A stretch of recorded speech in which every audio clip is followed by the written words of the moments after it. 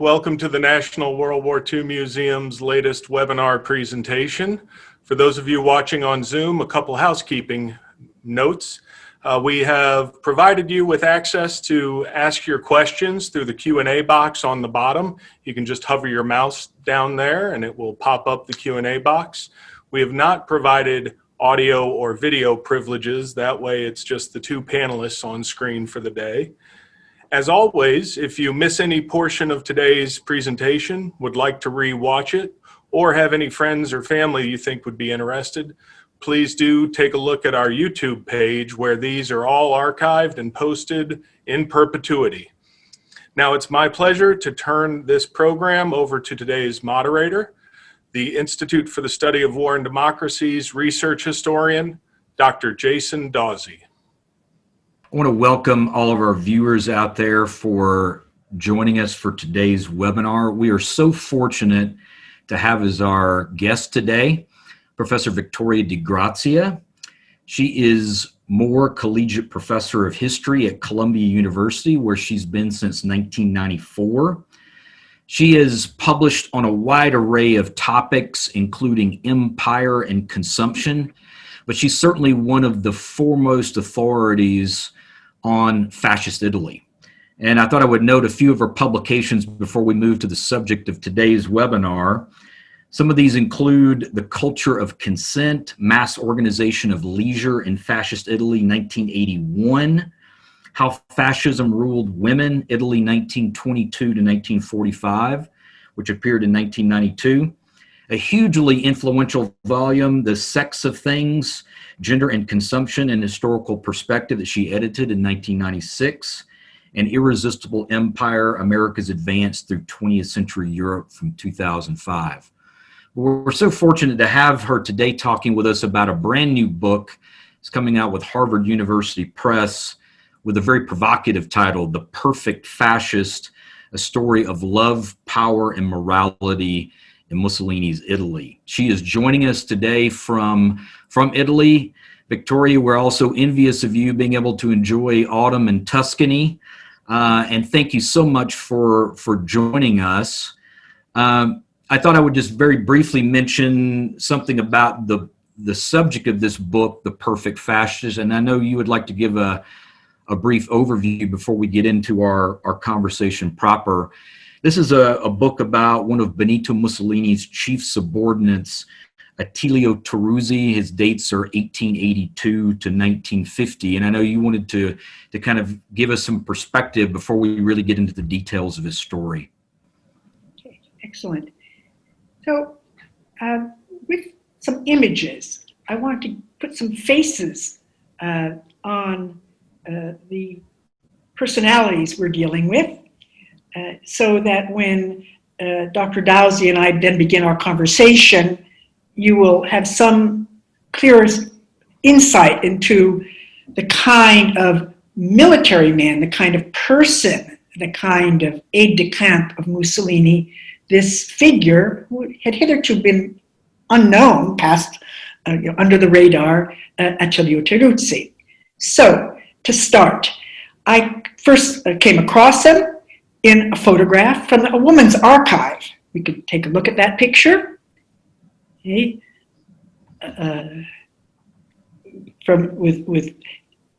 This picture, a wedding. It didn't turn out well, the wedding, but right smack in the middle, the best man, Benito Mussolini. The New York Times in 1926, June wedding, called it a fascist wedding in Rome. And there we have the bride, nice looking, comely American Jewish girl from New York City. And just to the left, we have the groom, Attilio Teruzzi, whom I didn't recognize at first. So it wasn't so much the problem of finding out the bride. I have her pictures, we'll go on. But I had to end up, where is the man? Who is the man? We'll proceed down to the next slide quickly. Okay. She was easy to see, to find, her photographs, a nice Jewish girl who then became an young opera diva in Italy, where she met her soon-to-be husband. She was out to make a coup, very, very intelligent, talented young diva, and to go on further, the coup in her mind was to meet up with her fiancé, Attilio Teruzzi, who at that point had become a statesman, undersecretary of the minister, and here we have the happy power couple in 1926. So the question for me was, who was this man that he married this young American woman, Jewish, and what happened that the marriage broke up? But that took me then on a long search, often using photographs to figure out who he was. We'll go forward now very quickly. Okay, he was first and foremost a colonial soldier, background in Milan. Here we have, he wanted to be an officer and a gentleman, but he was in the colonial army. That's like the Foreign Legion in France, a very rough kind of group. Here we see him now, 1913, he had been in the army. His first 20 years, he was a very good soldier. Keep going. See? Here we have him after a battle at Maharuga, which he's wounded, for which he gets a silver medal in the Italian war to conquer Libya, which began in 1911. Here he is with his arm, which had been shot, a big beard. We'll keep going now on. Okay, 20 years then, the good fascist, the good soldier. Keep going. Okay, and here we can see, just moving around, that this is a man who is always at war, which also shows that Italy was always at war, at least from 1911 on, except very rare times. Okay, we can see first the wars fought in Libya. Okay, then we can move up quickly. We'll see him in the Italian front in World War I. He's going to win 2 silver medals there. We're going to see him back in Libya, on the Libyan front in World War I. Nobody knows about that particular front. Then we're going to see him going up to fight the Reds in Italy. That was, they regarded as a war, the fascists against the subversives. And then we're going to see him as governor in the second Italy Senussi War against the Senussi warriors in Libya. We're going to then see him moving on to the Ethiopian War, where he's going to be a militia general. And then we're going to see him in the Spanish Civil War, a secret so-called expeditionary force, which was very important to Franco and the Nationalists to winning the war. And that will be, for the moment, that will entitle him to say he was fought all the Italian fascist wars up until then. And finally, at the very end, we're going to see him in 1945 for several days, called up as a general to fight on the side of the Germans against the Allies and the partisans. But let's move on very quickly so you can see his physique, because this was what was regarded as a very handsome soldier. Here we see him in World War I on the Italian front, terrible war. He's with his general, a very good general, Vaccardi, and another aide-de-camp. He's a captain, but he's become an aide-de-camp. And we can move on then. Okay, to see him once more. This is very important, 2 medals. And then after he is demobilized, he comes back. He's only a major. He would like perhaps to go further, but basically there's an exuberant numbers of officers, and he's one of those who decides to go into the Reserve Corps because he's not going to advance in the army. And in any case, he sees the idea now is that the army now doesn't work. He will join the fascists and make them work like an army.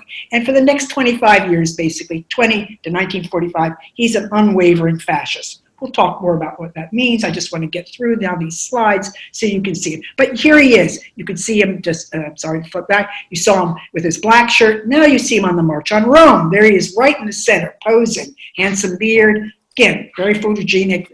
Camera often focuses on him as standing behind Mussolini as an aide-de-camp. He's not one of the 4 quadrivirs. He has led up a very vicious band of legionnaires coming out of the Emilia-Romagna area. Next slide.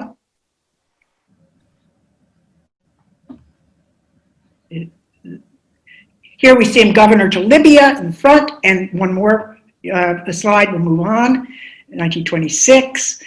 He's commander in the field, in another Italian Senussi War. You could see him on this white horse with the Arabs being forced, sheikhs being forced to submit to the Italians. We'll go on further now. This is 26. Here we see him. He's become the head of the Fascist Militia, 350,000 men, which is a huge force we'll come back to, with Mussolini and with his own general, who has now become the general in charge of the Presidium of Rome. So you can see now he's sort of transferred his allegiance from a long time past to Mussolini. Okay, one more. Yes, we'll move on. Jeremy. Okay. You can see him here now. He's been promoted brigadier general in the army. Just flip back. Here he has become the minister of Italian Africa in 1939, and he's retired at that point as division general, Army Corps general. Sorry. Okay. He becomes appointed that in 1938, and then he retires then because of the age in 1939. We'll move forward. Here we see him in the next slide, where he has he is the head of Italian Africa. He's with the Nazi colonial plenipotentiary up here at the opera, the day of the opera, and he's in Berlin here. He's reviewing the Grossdeutschland Regiment, which has just come back from France and is about to head toward Eastern Europe. And at this moment, we'll go on to the next slide. This is not a war he's actually involved in physically on the field. This is the war that's going down to take Italy way out of its immediate colonial ambitions, which are basically toward the Western Mediterranean and Spain, through the Mediterranean, and then down through the Horn of Africa. That was Eurafrica, is what the Italians imagined that they were going to have in the way of empire, but they've joined now as of 1940, entering the war against France to join their fortunes to conquer all of Europe and join in and with voluntary and regular military troops with the Germans in the onslaught in 1941 against the Soviet Union. That will, of course, by then have proved the undoing of Italy and of the fascist regime in 1943. We'll go to the next slide. Final one. He is being denounced, very visible, as a notorious libertine, which he was, but more and more he's going to be public as the regime crumbles. He will be indicted as a kind of one of the most notorious collaborators of fascism. And finally, the very last image of him. He is a purged hierarch. He's been tried, and the first big fascist to be tried. He has also the longest sentences, and he becomes basically the assistant librarian to the prison chaplain until he's released in 1950, whereupon he dies soon after. So just to have these in the back of your mind, we'll now turn the conversation over to Jason, who's going to ask more about this book, The Perfect Fascist. Well, Victoria, thank you for that. That certainly has, I think, stoked our curiosity about Teruzzi and about his long career as a military man and then as a fascist. I thought I would ask very briefly, though, that this is quite a story. And you actually said several times in your overview about these are things that are unknown, either just him personally or those aspects of his life where he was a major figure in fascist politics. What drew you to this story about Teruzzi? Well, it was finding this archive, but before that, I've been very interested in nailing a fascist, kind of driving the stake through the heart, revealing behind the facade, how they operated amongst each other, what kind of relations they had with women and with their children. Did they think this is going to go on? Did they buy houses? How did they imagine the future, not just politically or in terms of poor Italy's destiny, but in terms of their own? And so the archive gave me the insight to try to now go and pry into every nook and cranny to bring him out and to sometimes to out him, because he had been very much concealed for all kinds of reasons. Partly his character, he probably he would hide things. He didn't wasn't a big writer. He was regarded as a reserved person. He shifted bureaucracies, and maybe too, as a military man, he wanted to keep a low profile in terms of diaries and such like that. That was part of his training, not to leave stuff around that could be found by prying eyes. Well, you certainly do drag him into the light with this book. And, you point out, I think, here about we should not lose sight of the fact when we're looking at the leaders, the Mussolinis or the Hitlers, etc., of fascist movements, that those leaders always depend on lieutenants, on subordinates, to make sure things run, that things are done. And Teruzzi is a key player in the Mussolini dictatorship, as you show. But I thought we would just move through his career and kind of flesh out what you presented to us initially in those slides. So, Victoria, could you tell us a bit about Teruzzi's background before he became a professional soldier? Yeah, the Italian army in sort of around 1900 was an army that had relied very much on aristocracy.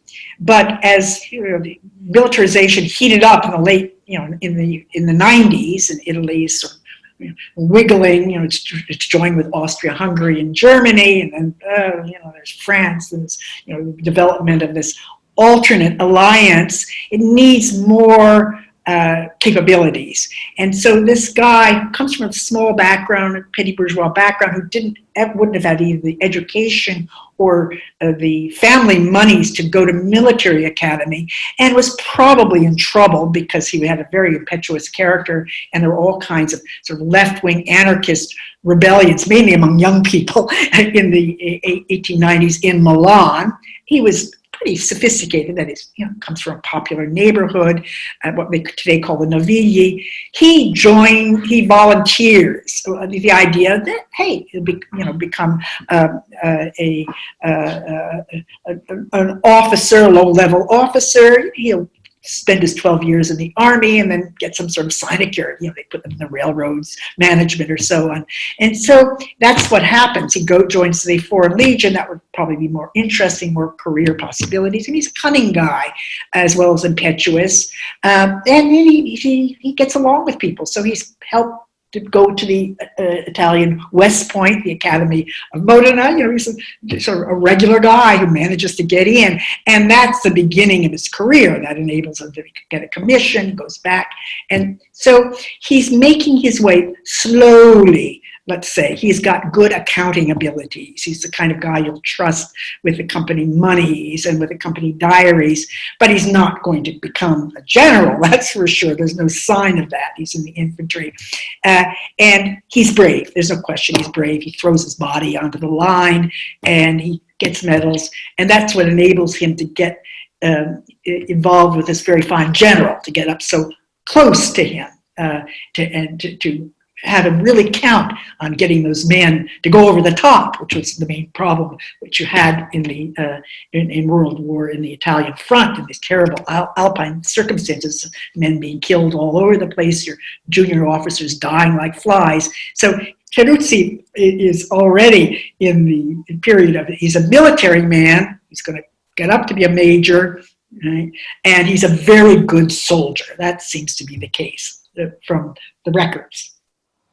Well, you've already kind of opened up the next question I was going to ask you about is his actual military service. And that takes us into a couple of conflicts that are just not that well known to many Americans, which is Italy's colonial war in Libya against the Ottoman Empire, and then within that new colony itself, that there's a kind of internal conflict that he gets involved with. And then, of course, he will then move to Italy proper during World War I.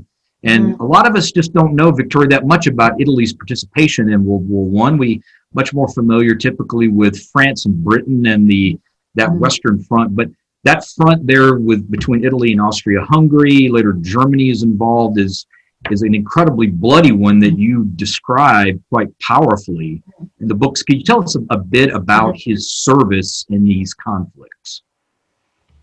Well, in Libya, poor Libya, it's in the crossfire between the Ottomans, the Italians, the French and the British then pressing in from Egypt. It's a targety area, which this rich coastline and these cute little cities of Tripoli and Benghazi. And of course, we think of it with horror. We hear the name Benghazi and it inspires this revulsion. We know about Gaddafi, but it was constantly. It was the last colony snatched from the Ottomans very late 1911, when Italy said, hey, we need a piece of this cake. The French have it, the British have it, now us, we're big, we want to be big there. So the Italians are using always Ascari troops from Eritrea, and that's where he comes in. He's ahead of a very handsome battalion of native troops, the Italian native so-called indigenous troops. The Italians had never seen such things. They're also fighting alongside of Italians. So it's a very exciting moment. This is the great exciting war, which the Italians used to call the Great War. That was their big entrance onto the scene of military life. They were going to start there, gradually conquer the rest of what they call the fourth shore, conquer the rest of the Mediterranean, maybe get the French to give some stuff. Maybe the British would recognize them and sort of gradually expand, they hoped, along the northern coast of Africa. So that's already part of the start of World War I, as those of you who are war buffs, the wars, and which then weakens all the Ottomans. So you get the first Balkan Wars, the second Balkan Wars. It's a very part of that trajectory. Teruzzi then is brought in, like all of the colonial people, they're shifted over to this northern front along the Austrian, and they hope they're going to win the war right away. They're going to knockout blow, zoom, get to Vienna, and that will be it. They're going to get back those lands that are some Italian speaking, some German, and instead this becomes trench warfare, except that it's trench warfare,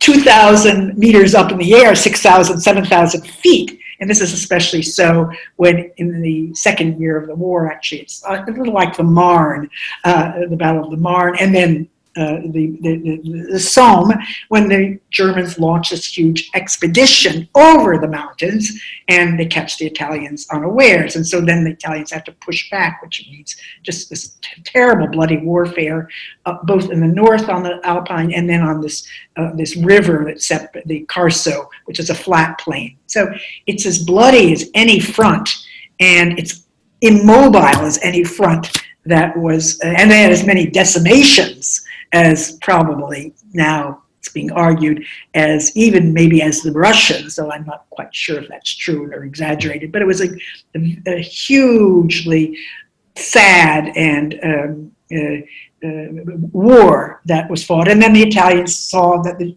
Libyans were reconquered Libya, and so they had to start thinking, oh my gosh, there's going to be the peace treaties, and we've lost now this colony. We're on the edge. We've been driven back to the little towns on the water. So they began to send back officers there to try to mobilize, so that when Italy went to Versailles to the peace treaty, they could say, "Hey, we have conquered Libya. Now recognize this is ours." And so he's a small figure in that, because as a major, he's not.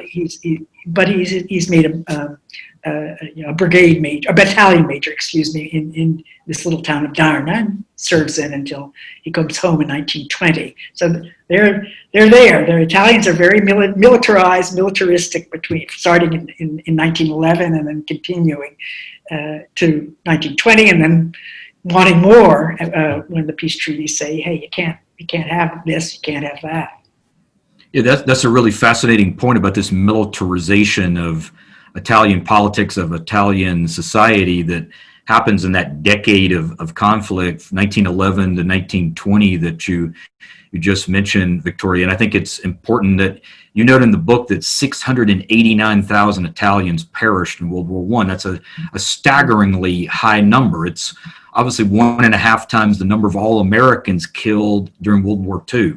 And Italy doesn't even join until the spring of 1915, and how bloody this was, and you draw our attention to that in those sections of the book about Teruzzi's involvement. And then he, as you mentioned, he comes home in 1920, and of course the country itself is convulsed by political unrest. And I thought we would say something about that here. Can you describe the situation in Milan at that time that he comes back, and how he becomes involved with Benito Mussolini?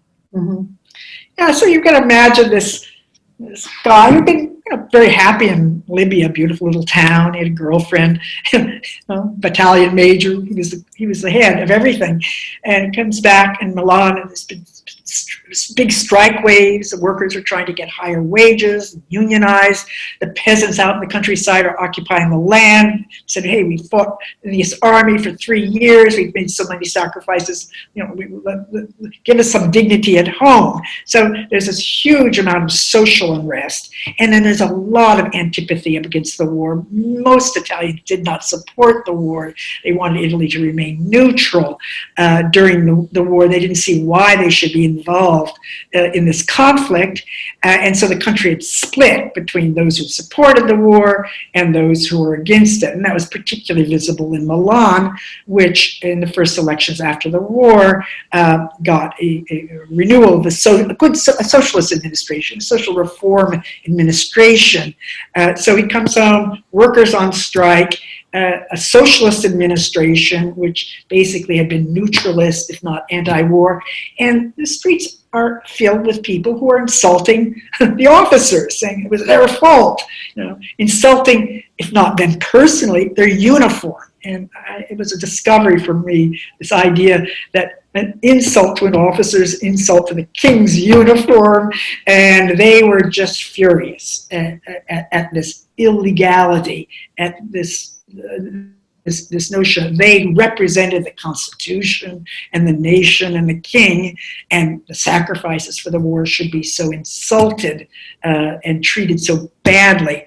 They said also by the army, which was now demobilizing them, by the government that wasn't providing them with good pensions, by the people who didn't recognize their service, didn't even set up a kind of Veterans Day for them to honor their involvement in the war.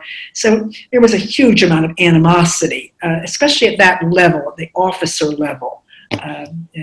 And he, being impetuous, being a Republican in the Italian sense, that is anti-monarchical, being at that point also anti-clerical, this guy, was really angry and very visible. He would act it out, stand around with his arms crossed, and rage at the, in the center of the town, the big piazza, the Galleria. He was very visible because he also had beautiful blue uniform of the Colonial Army, not the khakis of the normal officers, and a lot of medals and so on. So he really does become a kind of embodiment of that particular kind of anger.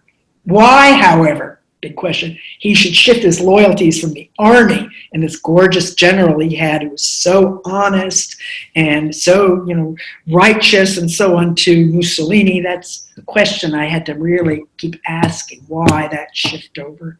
It's not, as we know from our military, it's not self-evident that they're going to shift from being in the ranks to politics. It's a big, different world. Right. You do sort of talk about military and paramilitary in the book, these kind of militias really that the fascists create and mobilize, and Teruzzi has such a role to play in those that we'll get to. You describe Teruzzi as, quote, one of the most visible and vigorous new men of the fascist revolution. Could you explain for the audience what you mean by this, and say a little bit about the different hats he wore in the early fascist movement? Yeah. Well, fascism gathered in an amazing elite. We can't underestimate that. Mussolini, in the first period, surrounds himself by fascists like Teruzzi, and we'll come back to him because he's very important here, but he also gets the best and the brightest of the old nationalists. Can't quite think of a comparable person. It would be, it's like some of George Bush's counselors like Baker, people who were constitutionalist, but let's say nationalist, and he gets very smart economists around him, gets brilliant philosophers to become the ministers of education. So it's an interesting grouping that he gets together when he starts out. But among the fascists, Teruzzi plays a particular kind of role because he looks good in uniform. A lot of generals don't look good. I mean, they're bent over, big, loose uniforms, and there he is. Boom! When I say vigorous, and he, had a lot of girlfriends, and he was real fisticuffs. This is a guy who threw punches and kicked people in the rear if they were, socialists. He's physical. He's physical. That was a surprise. And you say, guys, he's 38 years old. Is he running around beating people up and doing this and that? Yeah, he's physical. Like the way these colonial officers treated their colored troops. They kick them around, and they were supposed to beat them, and they were supposed to show their physical command over them. And so he had that physicality to throw himself around. So I said, that's the vigorous, new. These are coming from the lower middle classes. There was no respect for them in the political life of Italy. They had not been involved in politics. Mussolini had been involved in socialist politics and been the director of their Socialist Party newspaper. Teruzzi, he had been in the army. He couldn't be in politics. I still couldn't even find if they voted because they're supposed to stay out of politics. In any case, most people didn't vote until the 1920 elections. The electorate was very, very small. So these are the new men on the scene. They create a lot of disorder, but they're supposed to restore order. They keep saying, we're going to be efficient government. We're going to get rid of the Reds who are enemies of the country. We're going to make Italy great. Very clear. We're going to make it as strong and beautiful as it was under Roman times. That's the refrain. We're going to make it a major power. We're going to build a fleet, to compete with the French and the British in the Mediterranean. So this is the kind of man that he's one of, though he's one of the not regarded as educated because he doesn't have a college degree, and also because he's an organizer, and there's kind of prejudice against organizers. There's much is made about the thinkers of fascism, and not very little attention is paid to those who are actually organizing the squads, which is not simple. It's very hard to take ruffians and shape them up into militia. It takes a certain military capacity. And so that's why he's very important and peculiar in the early fascist movement, because he is a military man and knows how to organize. You have this priceless quote, Victoria. I'm sorry? No, please, that was not a...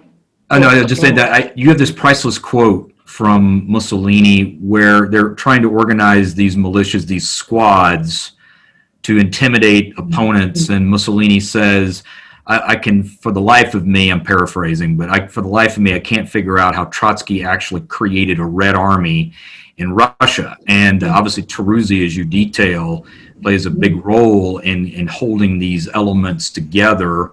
His own personal charisma and his own background as a soldier really does help, with that. And that actually leads to this next point about, speaking of intimidating and worse political opponents, is that you draw our attention to the murder in June 1924 of the Italian socialist Giacomo Matteotti.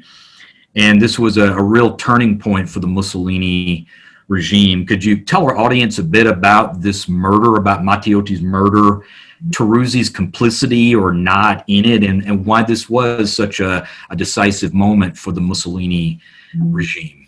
Yeah, so you all have to think for a moment that Mussolini is appointed prime minister in October 1922 by the king to head up a new cabinet, because the government is a parliamentary system, and they had no other man could form up a cabinet that would last. They kept turning over. So Mussolini gets there by playing a double role. He's sort of going through the piazza, beating people up, the March on Rome, as a kind of blackmail, but at the same time all of these dealings are made. Say, okay, now you try to be the prime minister, and he comes there, and he is it.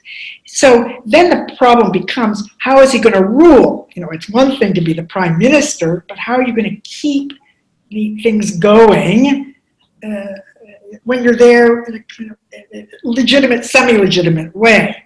So postpones elections for 3 years until, well, 2 years really, and finally there are the elections. Okay? And he manages with a lot of violence to win. But at the same time, there's a lot of opposition that's developed in the country as well. And they've kept dealing with it, the fascists, by beating people up, by killing key people, you know, mayors of important towns, deputies that are beaten up. And the one moment is in 1924 when they have to ratify the vote, which is an important part, with all the illegalities of the vote, the election law, which loaded it in favor of the fascists. And in Parliament, who speaks? This Matteotti, who's the prince of the opposition. I mean, say prince, he's a handsome man. He speaks English, he speaks French. He's looking into scandals, corruption scandals, American oil companies trying to buy favors, and he speaks. And it's said that Mussolini says, you know, get rid of this guy. And a few days later, he is kidnapped, and he resists, and he's killed. So it's as if all hell would break loose. American newspapers, all the newspapers of the West are denouncing Mussolini for this murder. It's just one of those flagrant kinds of deeds. And the big question then is, will he survive? And it seems like he won't, except that ultimately there's quite a cover-up. Everybody, you know, and the judges don't know how to get behind the cover-up. They keep being moved around. The magistrates investigate. And Mussolini himself doesn't know what to do. He falls sick. But in the end, it's this militia that rallies, and they come to him and say, you keep going. They basically come to Washington, you know, they come to Rome, they enter his chamber and says, you know, stop hanging around, malingering, act. And at that point, then he says, okay, you know, tomorrow when I enter Parliament, I'm going to say, the dictatorship has arrived. Suck it up, folks, which is what he does. And in that point, you know, Teruzzi's behind the scenes. He's not a major actor, but he certainly wants to let Mussolini know that the men are behind you. If you act, okay, we'll support you. And you have to act. Otherwise, we're going to do it ourselves. We're going to start the revolution up again. So it's a very key moment where Mussolini will act, and the army says, okay, we'll give you weapons because we're afraid the Reds will start up again. The king says, but, you know, Jesus, if I take out Mussolini, who am I going to put in? The church says, well, you know, we're neutral. We're not going to do anything, even though we condemn the murder. And so all the industry says, oh my God, you know, the lira is going to not collapse, but certainly, you know, do very, very poorly. So the forces of order are willing to say, we'll go with you. And that begins the next stage. It's a long history, but it's sort of, you know, the dictatorships go in phases, you know, and you keep saying, my God, that could be the moment that it would fall. Oh no, that will be the Depression, another bad moment. Maybe he will fall, and so on and so forth. And pretty soon, you know, 22 years of power. Yeah, it's quite a story you tell there, Victoria, about how Mussolini, with support and the pushing of people like Teruzzi and some of the more radical figures in the fascist movement, and emerges from this scandal, from this debacle, more powerful than ever. And it's a more visibly authoritarian regime, right, that you show comes out of this crisis in 1924. And that actually then leads into this big moment in Teruzzi's personal life in the mid-1920s. You've already shown us a few slides of that, and that's the central part of your story is Teruzzi's courtship of and marriage to the American Liliana Weinman. What do you think about their relationship reveals about the personal and the political, that kind of rich phrase, the personal and the political in fascist Italy? What does it tell us? Well, Mussolini wanted those guys to settle down. Okay? Teruzzi was very visible. He had girlfriends. One got pregnant. He was running around, and he was at wit's end. He didn't have any capital. He was getting now free apartments. He was fiddling around with small corruption, and spending his nights out on the town with ruffians, including a major radical fascist, a guy named Teruzzi, Farinacci, who had a lot of sway over him. So Mussolini was basically telling these guys, settle down, settle down. And how do you settle down? Create a family. The guy's been in the army. And so then who is he going to settle down with? And he sees this divine creature walking through Milan. He'd apparently followed her for several years, but now he has the courage because he's become a big shot, invited to become Undersecretary of State, which means he manages the police all over Italy. And so he feels now empowered to court this woman. And what does she bring? Well, big size. He likes big women, like his mother, ballast to keep him, in order. He wants that. He wants to be a moral man instead of, messing around. Money.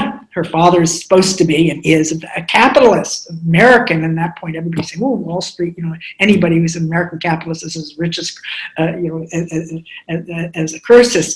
And then she's very moral. Idealist. She thinks fascism is great, and she thinks he will be great if he's not so manipulated. So it's a marriage of like-minded people, of somebody who wants to veneer himself, but also cultural capital and real capital.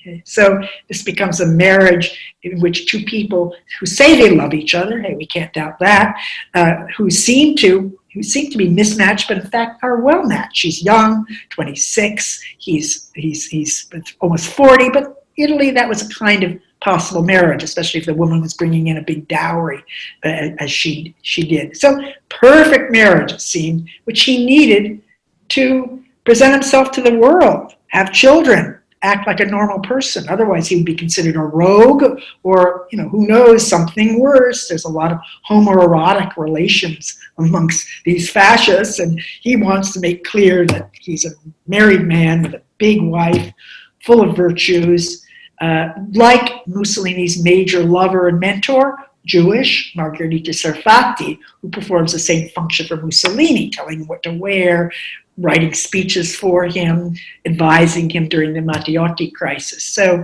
it does seem like a marriage, well, we could say made in hell, but made in heaven, hell in fascist Italy in 1926. And that's sort of where I come into the story. I say, wow, he needed that.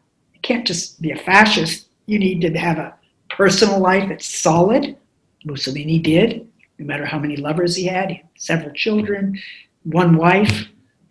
Didn't matter that he had a harem. He was still showed to be a father of a big family.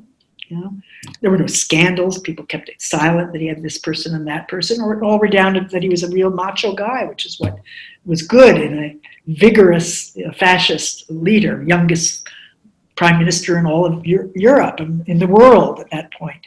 So Teruzzi's part of that, but he had to get married. That was the key. It's such a revealing part of the book, this relationship, and about fascism's public face and the kind of morality that is a kind of morality that's cultivated by the regime, and how their relationship really discloses a lot about that. Just watching our time here, Victoria, and I know that during the Q&A we could come back to talking about Teruzzi's return to Libya and his involvement in the Spanish Civil War. But looking at our time, I know our viewers would be very curious to know about how he looked at fascist Italy's growing ties to the Nazi regime, starting in the mid-1930s, obviously the most viciously anti-Semitic regime in the world, and how those ties obviously pull Italy into World War II. What was Teruzzi's place in that story? He went along. It doesn't seem like he ever had any, he was anti-British. He was never philo-French, which some fascists were. Some were also British. He had taken his honeymoon in Germany. I think that probably matures, from 37. He's like Mussolini. That, these Germans, they're organized, they're rich, they have ambitions like us to overturn Versailles. And by the time he's Minister of Africa in 1939, they really are admiring of the Germans, and the Germans are admiring of the Italians. They're creating this cultural axis, mutual admiration society. You've got Wagner, we've got Verdi. You don't associate it with fascists, but that's how they, we've dealt with one another.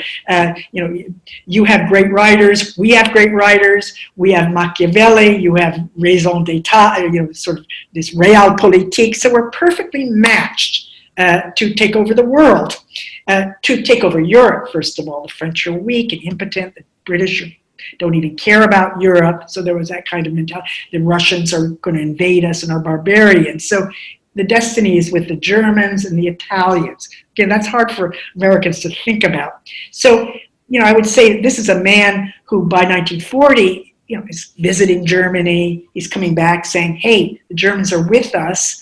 We're going to have a bigger empire than we thought once we go into the war on the side of the Germans. The colonial lobby is saying, oh my God, if we go in on the side of the Germans, we're lost. How can we protect our empire in East Africa and in North Africa from the British? They're all over the place, even if their army is smaller than ours, which it was in 1940. Italy didn't have the resources to do that. So Teruzzi is deeply misbegotten, like many people around Mussolini and Mussolini himself, to think that this axis is going to lead to the results they want. Quite the contrary. It's a totally misbegotten bet that they're making on a quick end of the war. Britain will fall out as a result of Germany's bombardment. US will stay out of the war. The Soviets are weak, and the Germans will take care of them. Terrible, terrible mistake, but that's a so-called mistake that comes from a dictatorship, which is more and more bellicose and more deluded about its place in the world. Well, that's so interesting, and it leads me to this final question, then, Victoria, and then we're going to see what our audience would like to ask you. But how does World War II end for Teruzzi? Obviously, as Mussolini is ousted in the summer of 1943, and then the Germans have to kind of prop him up in this sort of puppet regime in northern Italy while they're occupying the country, and then this left that had been basically crushed in the early 1920s is resurgent in much of northern Italy right late in the war. These partisan groups that form and openly challenge the fascists. What happens to Teruzzi as fascist Italy's war effort crumbles? Well, he's ousted with the rest of Mussolini in July 43 after the Americans and the Allies invade Sicily, and he is forced to leave. The Germans first he's arrested, and the Germans rescue him when they rescue Mussolini with the idea of setting these guys up in the north. Well, the only one who really works out, so even though is Mussolini, nobody else wants these hierarchs. A younger, much more radical, furious, pro-Nazi fascists who set up in the north. They don't want this old hierarch around, corrupt, with his personal problems. He has a Jewish companion who doesn't have citizenship, and a beautiful blue-eyed Aryan-looking child. And so he has to hide this woman from the Germans. He doesn't have his military pension. So there he is, sort of. And he's still with Mussolini, and he's with Mussolini to the very end, 1945. One last hurrah, he mobilizes a militia unit to try to escape to Switzerland, and he's caught. And that's sort of the end of the active story, and very lucky that he's not hung up in Piazza Loreto along with Mussolini and several other hierarchs. And that may be thanks to the fact that he was traveling with his wife and his girl, paramour, spouse, let's call her, and this terrified 6-year-old child who, would melt the heart of even the cruelest communist partisan. So they didn't shoot him right on the spot. Well, when I was reading your book, Victoria, I kept thinking as this unfolded that he was going to be executed. So there is a bit of a twist there that he does survive, as you point out. It's incredibly, he was... Spoiler there, it's a spoiler. Read the book, Right. forget what I said. That's right. And there's 5 years of his life, obviously, that you detail too after the war's end. But I thought I would now open things up after this great conversation, Victoria, and let our audience pose some questions to you, and we've got several of them already. So I thought I would just start out here. This takes us back to the early 20s. Mike asked if you could elaborate a bit on this anti-subversive war that Teruzzi was involved in. It's a very good question. That's my term to call it the anti-subversive war. Sometimes they call it a civil war, but the socialists and the communists were not organized. They basically sort of barricaded themselves inside of these buildings, like YMCA type, socialist YMCA type buildings, to try to keep, the fascists from, often allied with local police, and from bombarding them. So, but the language that they were enemies of Italy, that they were the Reds, they were Bolsheviks, that they had defeated the country during the war. That was a powerful metaphor that made Teruzzi be willing to mobilize squads protected by the police to go out and burn down the left organizations. The weakest left organizations, those that were most reformist, were Catholic organizations, which were also targeted. So when I call the anti-subversive war, they're using all the military tactics they can. There was even one idea to bombard the New Socialist newspaper with an airplane, bring in bombs. They were able to get military supply. They used trucks from military materiel left over. There was a kind of flowing out of military equipment, little like from our wars, that the police get more and more militarized, and the squads, though in this case, were those which were picking up all this military materiel to use to attack the left. And they were real army-type maneuvers of the paramilitary in the big rich valleys that, like around Bologna, around Milan, which is where the main battle. So the fascists were in battle everywhere that there were socialist organizations. You could take a map, where's socialism strong?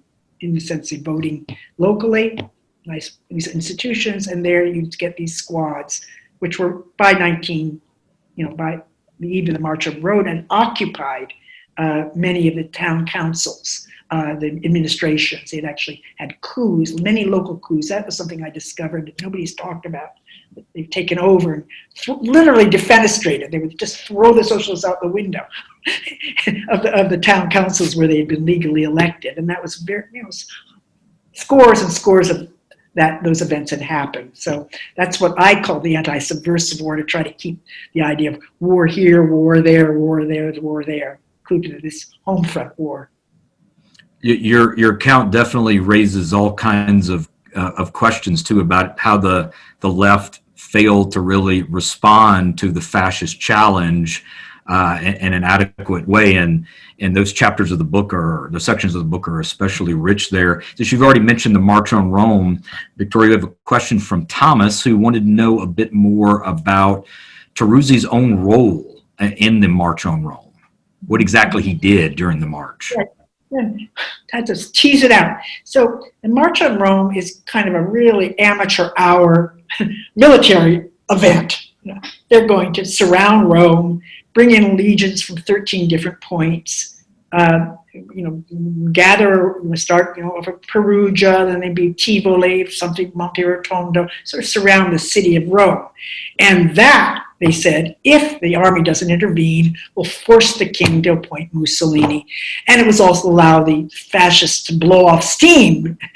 Otherwise, if they just appointed Mussolini and all these fascists are waiting to get power, it would have been, pretty complicated. So Teruzzi's role there is he, by that time, is the vice president of the fascist party. So he's in charge of liaising with all of the local groups.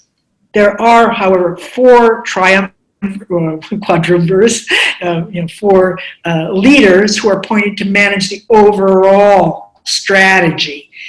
And Teruzzi is put in charge of one of the legions, one of the biggest legions, which is Emilia-Romagna, which it's hard for me to say how many, probably in company, maybe 4,000 men, which, again, assault Bologna, take over the jails, take over the trains, take over the post office. I mean, a coup type action, and then continue the march down. And he, meanwhile, is rushing around, doing various oversight kinds of tasks. So it's a paramilitary action, but with the idea that, hey, we are behaving in a military way. The main thing that happened is that the king did not call out the army to declare a state of siege, which the chief of staff did want to do that. He said, call out the army; these guys will disappear like snowflakes in the sun in the spring, which would probably be true. But it was a double action. It was Piazza and Parliament working in this double action. So Teruzzi is convicted on that count that he helped organize the March on Rome, the coup. That's one of the indictments against him. Well, looking at our time, Victoria, I think we have time for one more question, and it's actually been raised by 2 or 3 people from your presentation, which is about, since Teruzzi had a Jewish companion, how did the 1938 anti-Semitic laws that the regime passed, obviously under pressure from the Nazi regime, how did those laws affect him personally when these were implemented? So real quick, his wife was trying to get an annulment, and the church said they'd annul the marriage. Again, I'm not going to spoil anything here, because she was Jewish and American, and they didn't believe in real marriage like the Catholics did. Okay. His girlfriend, he tries to get her citizenship and fails. Later on, she would become more and more Jewish as a result of those laws, with many consequences. He himself, like many big fascists, wrote to Mussolini, said, I met a poor Jewish widow in Genoa, and she's crying because she may have to leave Italy as a result of these laws. Can you do something? And Mussolini says, of course, she can stay. She shouldn't worry. So, the way these fascist laws are put into effect, they affect him. On the one hand, allow him to be more benevolent. On the other hand, it seems that he's going to be able to annul his marriage to his Jewish wife. And third, things will happen. He'll try to slip through the laws by getting his girlfriend, the mother of his daughter, citizenship. Life, humanity. Well, there is certainly a lot about human beings that people will think about once they read your book, Victoria, and I strongly encourage them to get a copy of The Perfect Fascist, A Story of Love, Power, and Morality in Mussolini's Italy, out with Harvard University Press. Let me thank you, Victoria, for a fascinating conversation today. Such a rich work, and I think you've helped us understand better the dynamics of fascism as a movement and as a regime. So I hope people follow up and learn more about the story of Teruzzi and of the movement this notorious, violent movement, authoritarian movement that he was a part of. And let me thank our viewers for joining us this morning. And we appreciate your questions so much and hope that you will tune in to future webinars with us. We have one tomorrow morning at the same time with Adam Foreman, who will be talking about World War II and the early civil rights movement. So with that, thanks very much, ladies and gentlemen, and we hope to have you again with us for one of these great discussions. Thank you. Thank you all.